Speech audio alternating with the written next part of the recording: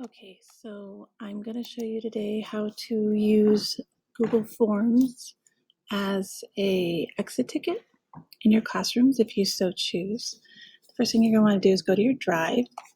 You might have it down here. If not, you can just type drive.google.com. That's going to take you in, right? From your Drive, you're going to want to create a new, and you're going to go over to More so you can do Google Forms, right? Once here, you're going to decide how you want to set it up. If you want to just use the same form over and over and change the questions every day, you can do that. And you can just do one form per period. So period 1, exit ticket. And then you can go to the question, change it however you want them to answer the question. What did you learn today? Or whatever question may apply to what you want to do. Make sure you mark it required so that they have to do it. You may also want to, and I'm actually going to put this up. You actually absolutely should do this. You may also want to have them put their name right at the top. And so then they'll answer here. Under the settings, you have the option to collect email addresses. I suggest that you do, just in case the student types their name wrong or something like that happens. You can also limit it to one response, meaning they can't go back in.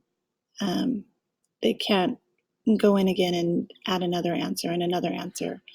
So you probably want to check that one. You can also decide if you're going to let them, after they submit it, say, oh, no, that's not what I wanted to say, or they can go in and edit their response. And then that's up to you, right? And then you'll want to save whatever options you choose, right?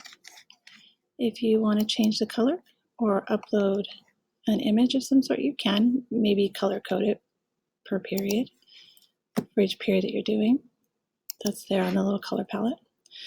And once you have the form ready, go ahead and give it a name, right? If you click up here in the top, it's just going to copy what you put as a title. So now it has a name. And then you can get the link, okay? This is the main link. Now, if you want it to be a bit.ly or tiny URL, you're going to go ahead and copy the link. And then on a separate tab, you're going to go to bit.ly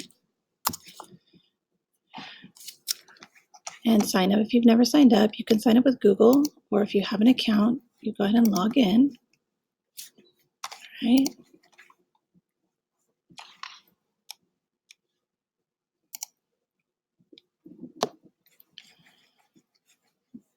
And once you're in,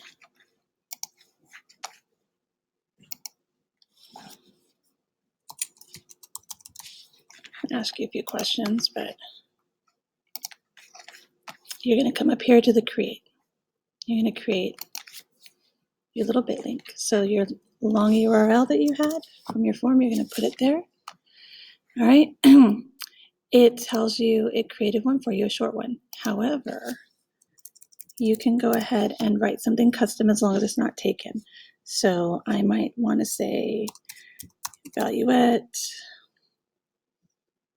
exit 1 for my first period. Okay. And if I do that, I save it. As long as it's not taken, it'll allow that. If it's taken, you'll get a message saying it's already used and you can't use it. But if your custom URL is available, you'll be able to add it there. And that's what you can tell the kids to go to every day, or that's the link that you can put on Google Classroom for them to get to your exit ticket. Okay. Now, once you have some responses in there, you're going to want to go to the response tab. You can open up the answers, the responses on Google Spreadsheet, or you can download it as a CSV file, which will open in Excel. If you're going to reuse the same form every day, after you download it or look at it and save it and grade it, you'll want to delete all the responses probably, so that whatever question you put up for the second day, you'll get all the new responses from your students. So just make sure that you're doing that on a daily basis if you're going to keep using the same form and just changing the question. And so basically, after I download it and save it, or open it and save it on my Google, I would delete all the responses, and then I would go back and change my question. Maybe my question is something different. I'm just making stuff up. But now with that same link for the next day, they're going to get this question and it'll be different. So that's basically how you do the exit tickets on Bitly.